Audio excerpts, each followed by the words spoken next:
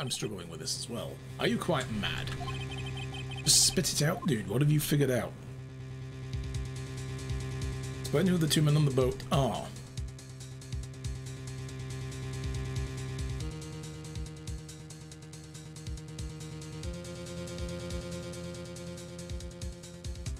I don't know what Phoenix is getting at here either. Shooter's silhouette looks like Von Karma. I don't know what he's actually leaning at here. He's kind of thrown me for a loop by saying the third shot was the murder shot. And now he's saying that this murder shot was actually taken then, even though the timestamp says it wasn't.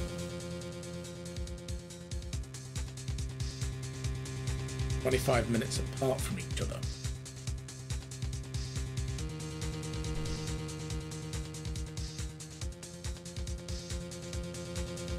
See, I don't agree with what Phoenix is saying here. That's the thing. I don't get it.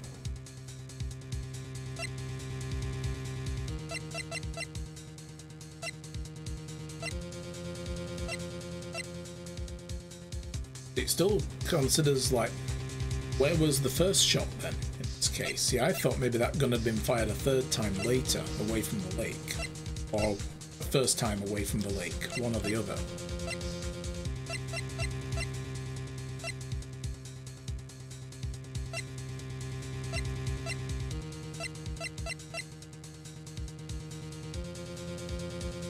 Really want to say this rather than typing it.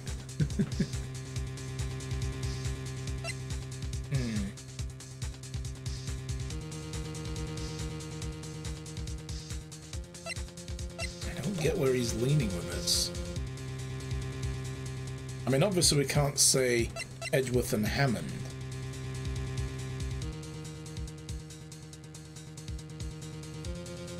So we're trying to prove that Edgeworth, that just says that Edgeworth did this.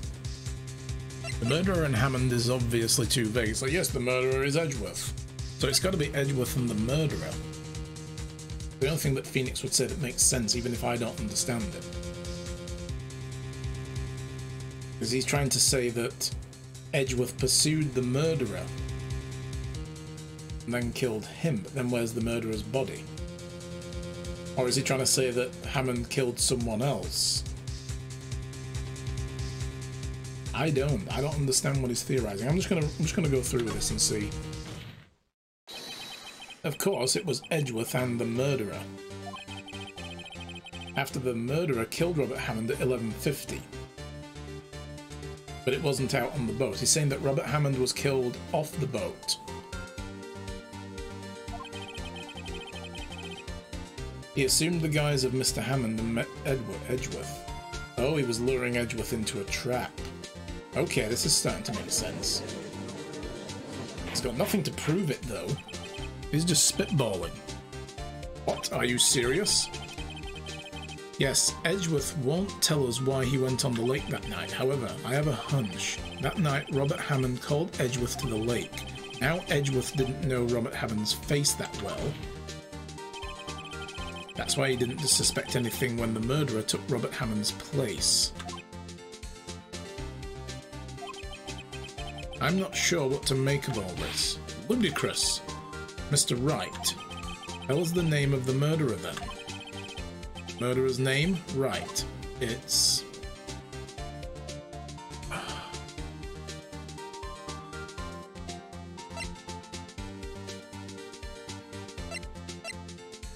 Would it be Lotta Hart? Because she would have tampered with her own camera, right? It is very convenient. She just happened to have the camera pointing at the lake still. We never got round to that, did we? I was foaming at the mouth about that on Saturday. Why, if she's stargazing, was she pointing the camera at the lake? And oh no, we did. Eventually we proved that she was looking for Gordy. But that could just be a convenient excuse that we gave her. And she was like, oh, that's right, I was looking for Gordy, because she thought, oh shit, they're onto me. The camera is too perfectly placed to catch the murder. And her testimony was a lie. She did hear 2 shots, but that's because she knows that 2 shots were fired.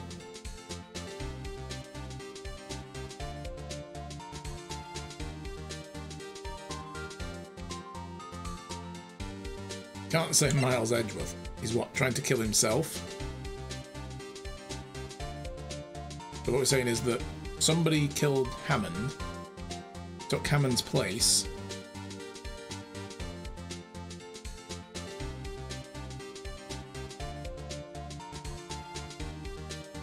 to then kill Edgeworth. I think that what Edgeworth was trying to do was find information out on the DL6 case, because Hammond was the defending attorney of Yanni Yogi, the guy who was supposedly killed Edgeworth's dad. He got the guy off, and that's why Edgeworth went into prosecution instead of defense, because his dad was also a defense lawyer.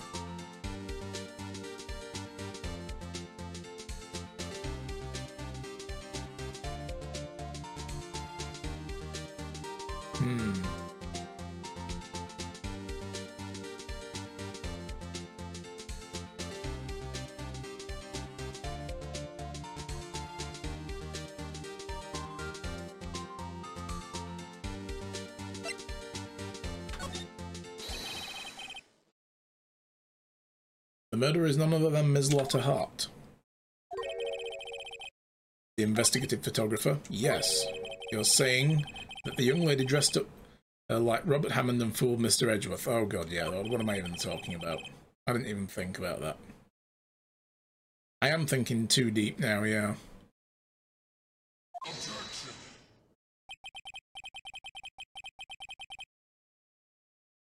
This is why you'd rather speak your theory on call, because you're too busy, not too good at spelling it out in your mind. Nanny? Now, I know, Erica, you just to make it clear, I'm not going to jump on voice chat. I do just want to make that clear. I keep skirting it, but I want to say I'm not going to jump on voice chat, sorry. But I appreciate what you're saying. I'm ashamed. I'm ashamed I actually listened to this utter nonsense. Yeah, me too. I'm ashamed I actually said this nonsense. How are you today, King Pulsar? Good to see you. Listen, you came to this conclusion based on a piece of evidence. That is this photograph taken at 11:50. If you didn't have this photograph, you would never have made this claim. Correct? And just who was it who went out of her way to give us that piece of evidence? It was Lotta Hart. Why would the murderer go to all the trouble just to deliver your decisive evidence? I guess they wouldn't. And to penalise me... God, this is a tough case. At school, can't really chat. Okay, no problem, but thank you for lurking. Doing good, though? Awesome.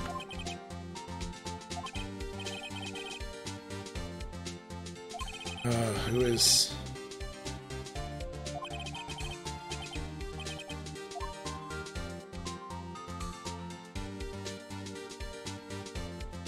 So, I mean, I guess it is going to be Miles Edgeworth, because we're saying that he shot in self-defense. The person he shot off the boat was the murderer. He may have wrestled the gun out of their hand.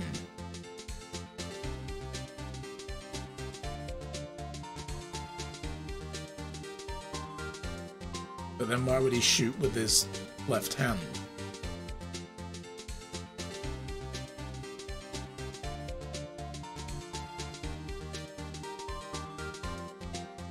Screw it. Got two more guesses. That's a really dumb answer. Okay. Nick, something on your mind? Oh, nothing. Mr. Wright, stop laughing and tell us who the murderer is. I don't know is not an answer.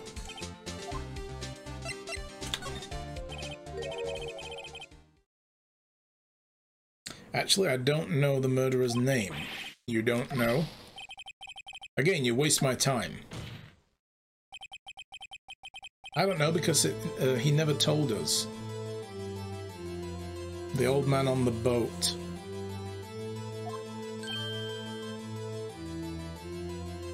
The boat rental guy. The murderer is the caretaker of the boat shop, the old man. At 11:50, he was the one who killed Robert Hammond. The caretaker of the boat shop? Where did he do this? There weren't any boats on the lake then.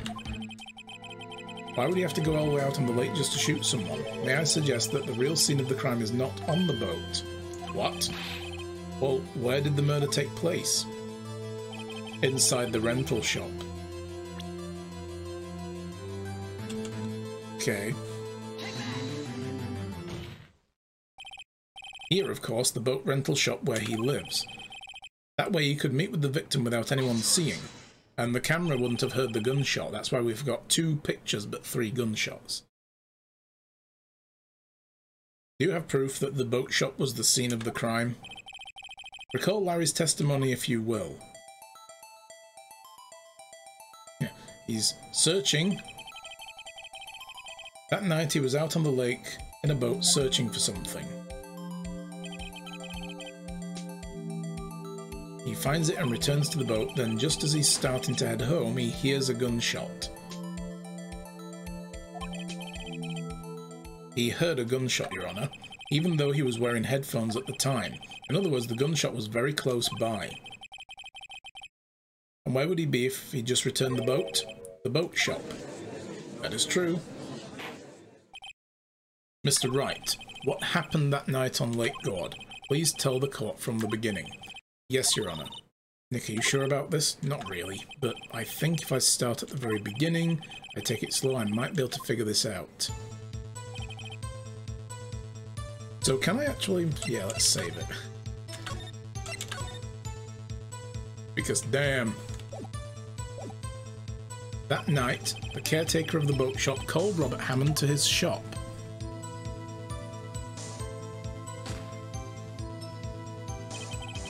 This was around 11:50, that was when the gunshot that Larry heard was fired, so the camera did take a picture of an empty lake then. After that, the caretaker put on Robert Hammond's coat. He became Robert Hammond. Then he got in the boat with Edgeworth and went out into the middle of the lake. Then who fired the pistol on the boat, Mr. Wright?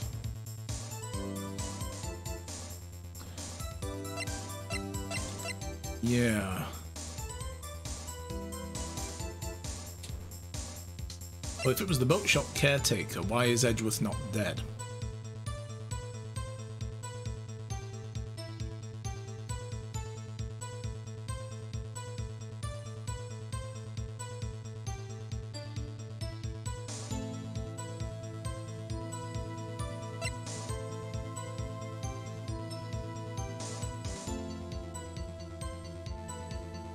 And if it was Edgeworth, why is the boat shop caretaker not dead?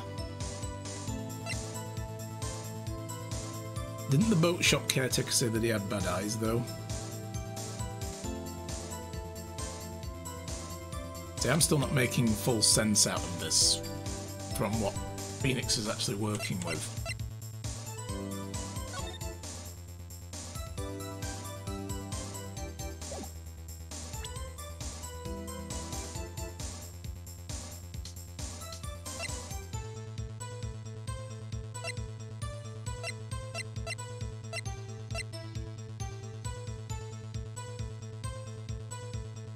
That bullet was recovered from the guy at the, and he would have been inside the boat rental shop. Shot. This was fired 3 times.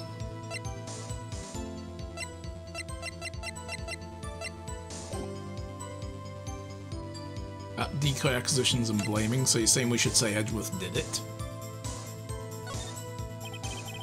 It was Miles Edgeworth. Nick, how could that be? Wasn't the old man holding the pistol? Yeah, good thinking. That was easy, Nick. What I'm worried about is what you're thinking.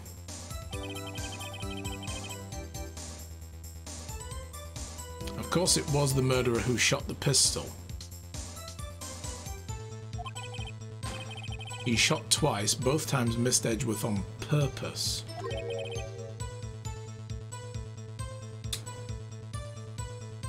Because of course he's trying to frame Edgeworth for murder.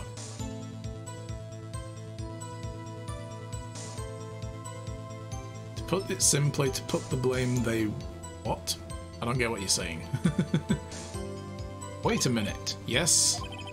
Why would he shoot twice if he didn't mean to hit anyone?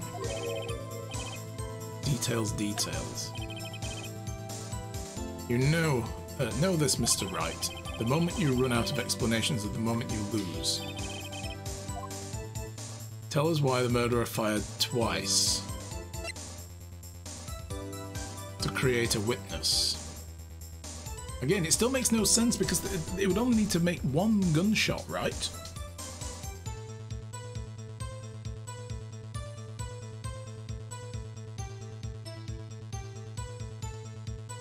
You would only need to make one gunshot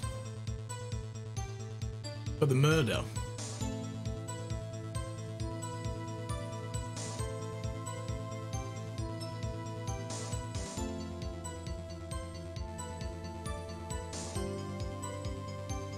But because the first shot missed is a stupid thing, I don't think it's that. We just said that, you know, he intentionally missed, so that wouldn't work. So it's got to be this. Process of elimination. I believe he shot twice to create a witness, Your Honor. Create a witness? The murderer lifts his pistol and fires one shot. That ensures that anyone who heard the shot would look at the lake. Right, yes. Indeed, Ms. Hart did exactly that after hearing the first gunshot, because she said she saw the two people on the boat in distinct shapes, right? Next, the murderer waits a bit, then fired again. Then, he jumps in the lake. Murderer jumps in the lake himself, leaving the pistol behind on the boat. Him.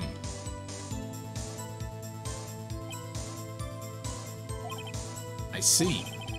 For someone looking from the edge of the lake, it would appear that one of the men on the boat had shot the other. Murderer didn't know about the automatic camera, of course. That's why he shot twice, to draw attention to the boat.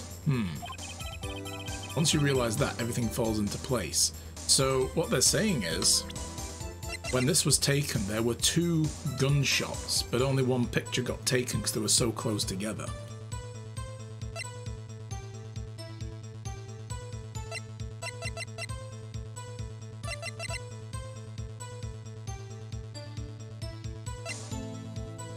But that did still trigger the automatic camera of the one that was shot inside the boathouse was at 11:50. Still triggered the camera. But it might not have been loud enough for Lotta Hart to hear it specifically herself inside her car.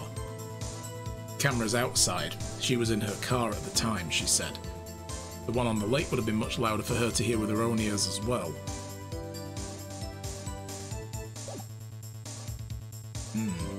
Once you realise that everything falls into place, the boat shop caretaker swam back to the shop.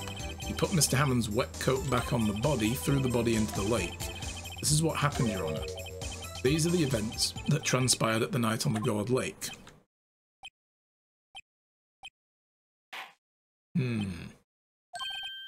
Bailiff, bring out the witness from before. The boat shop caretaker, quickly. I'm still going with my theory that this guy is Yanni Yogi, the clerk from the, what is it? From the DL6 trial, the one who was accused of killing Edgeworth's father in the elevator. Back when he was a kid.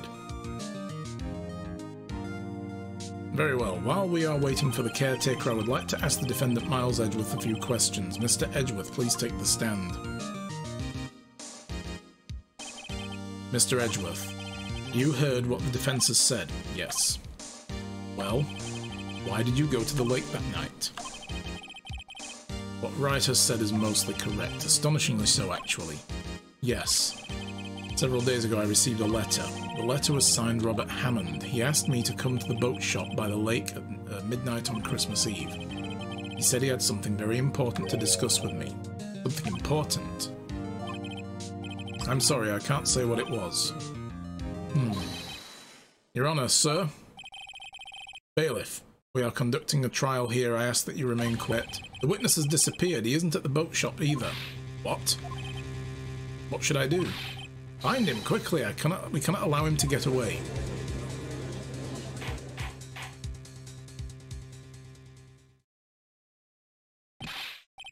Mr. Von Karma, your witness has disappeared.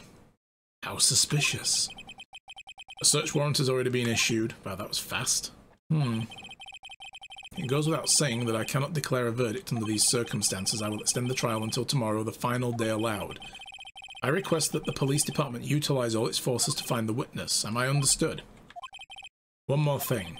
Just who is that boat shop caretaker? I think his identity has become very important to the trial. I want him, and I want to know who he is. Very well. Court is adjourned. Did the parrot say anything interesting? Yes, the parrot said something about remember DL6. That was the thing the parrot said. Remember DL, or don't forget DL6. Because the old man said he forgets things every now and then, so he uses the parrot as a reminder. So the parrot would remind him to not forget DL6, which means that the old man is connected to it, which means he's probably Yana Yogi, the guy, because he's a bit spaced out as well. I don't think that's an act. That's part of the brain damage that Yana Yogi sustained in that elevator from oxygen deprivation. Yay, Nick, you did it. Yeah. Well, at least we got out from under that guilty verdict anyway. And what about Larry? That was something else. Even Von Karma didn't know what to do with his testimony. Larry really helped us out, sure. Once I sifted through his unique testimony. Still, he did save us. I just wish our case weren't so slow so down to the wire all the time. I know what you mean. Sometimes I feel like it's us on trial instead of our clients. Hey, Edgeworth. Mr. Edgeworth? Did you say something? Don't look so pained. I mean, it looks like you're probably going to get off the hook. You could try to smile just a little and relax. Edgeworth doesn't do smiles. I'm sorry, but I fear it's not over for me yet. What do you mean? Right? There's something that's been troubling me for a long time now, and I don't know whether or not to tell you. Edgeworth? No, there's so little time left. I want to tell you to get it off my chest, but... Tell me, for fuck's sake. Can't make up my mind. What is this about, Edgeworth? It's a nightmare I've had. Memory of a crime that I committed. He killed his dad. I wonder if he killed his dad. Just kind of wondering. Because I can't understand why Yana Yogi would have shot his dad, but anyway. Maybe he did it by accident? If you're going to do the next episode tomorrow, may I join? Because I haven't actually finished the part, even the first trial. You're replaying the DS version. What do you mean, may you join? You can watch, by all means, yes. I'm not going to stop anybody from watching, that's your choice. A memory of a crime that I committed. A crime you committed. A memory of a murder.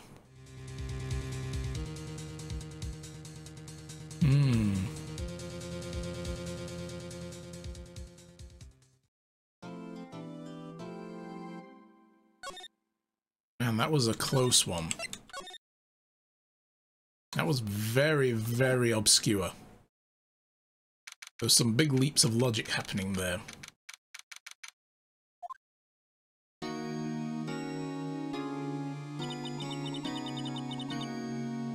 What was Mr. Edgeworth talking about?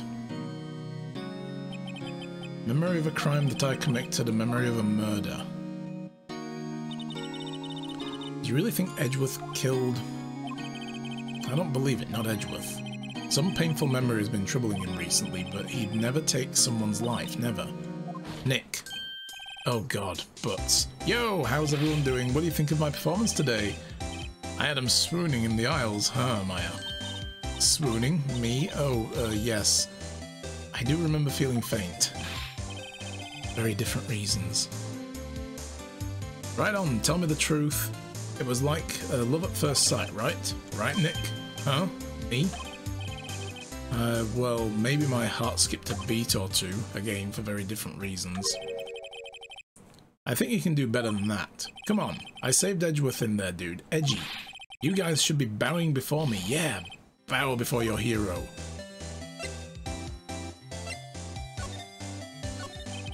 Larry, you really helped out the trial today. You did. If you weren't there, Larry, I'm sure Mr. Edgeworth would have been found guilty. But seriously, Nick, that boat shop taker guy is pretty suspicious, but Edgy ain't off the hook yet. Way to spoil the mood, Larry. Hey, I'm just a guy sitting in the audience, you know?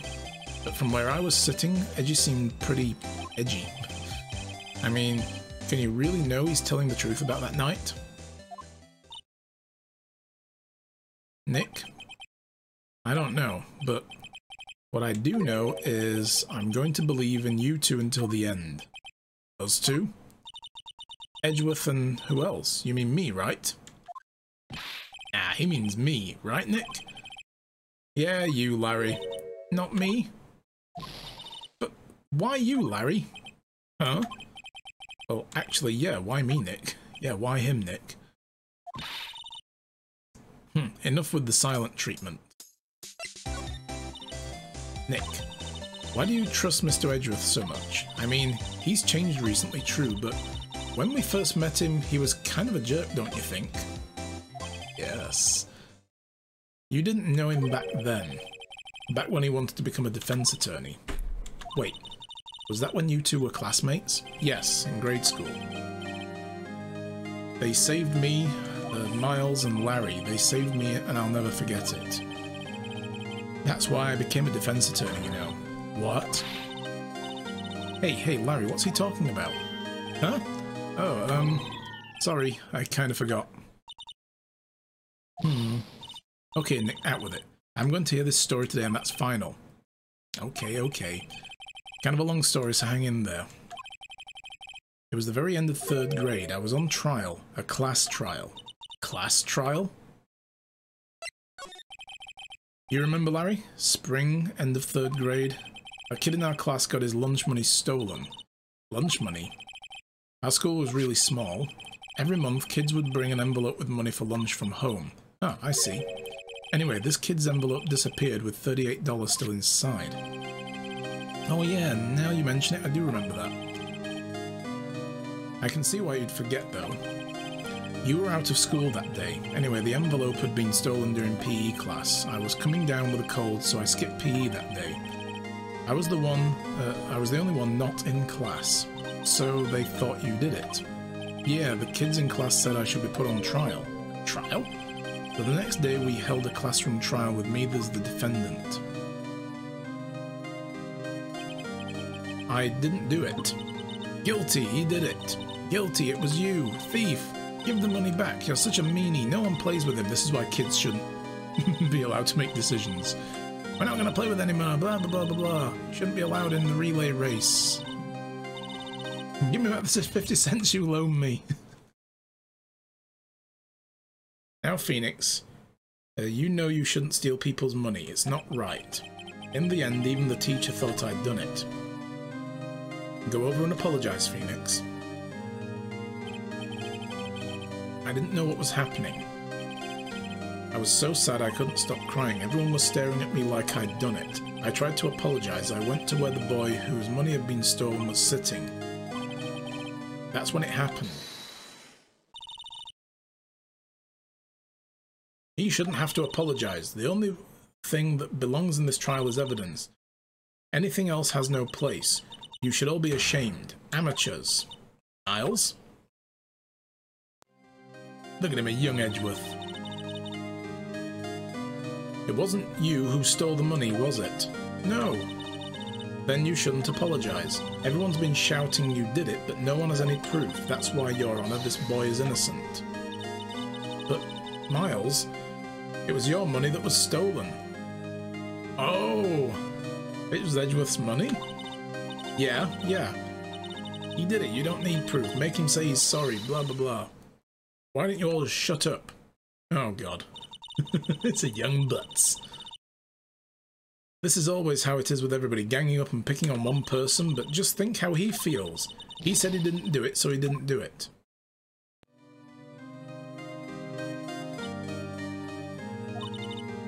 Very well. I will replace the money myself. This class trial is over. Did they ever find out who stole the money? That's how it happened. After that, the three of us were best of friends. Wow, I had no idea. Yeah, I had no idea either. I mean, I forgot. That's when I learned what it meant to be people totally alone without a friend in the world. You did a good thing, Larry. Yeah, well, I was just lucky that I took a day off from school. If I'd been there, they would have thought I'd done it. So I took it kind of personally, see? Something smells, it's usually the butts. Yeah, that was the motto. Anyway, Edgeworth and I talked after the class trial. That's when I heard his father was a defense attorney. I remember his eyes would shine when he talked about his father. I'm going to become a defense attorney just like my father. A famous defense attorney. Then a few months later, he suddenly transferred to another school. That's when the DL6 incident happened. Right. I'm not sure, but the transfer probably had to do with his father's death. That's so sad. It was several years later when I heard Edgeworth's name again. There was an article about him in the newspaper. The headline was something like, "Dark Suspicions of a Demon Attorney." Fabricating evidence, manipulating testimonies, covering up facts. The article said he'd do anything to get a guilty verdict, anything. But why? What happened? I mean, that's not the Edgy I used to know at all. That's what I thought too. I tried to get in touch with him, but I don't know how many times. He never replied. I guess he didn't want to see his old friends. I couldn't just drop it though. I wanted to meet him to learn why he'd become who he'd become. That's when I decided. Wait, you don't mean that's why? That's why you became a defense attorney, to meet Edgeworth? I mean, you know, it's a bit extreme. If I was a defense attorney, I knew he'd have to meet me, whether he wanted to or not. In court. Edgeworth believed in me and I believe in him. He's in pain and no one's on his side. I'm the only one who knows the real Edgeworth. I'm the one who can help him. Whoa, Nick. So, is that why you helped me out for free? Yeah. You helped me because I believe in you? Except I don't remember saying I'd do it for free. Oh, Nick! Nick! Nick! We have to save Mr. Edgeworth. If it's the last thing we do, okay? Okay. First, there's that rental boat shop caretaker. We need to find out who or what he is. I'd settle for who. I don't want to know what. If he's like an alien or something, let's just not go there. I guess I can clean out some of this evidence I no longer need. Okay, let's go.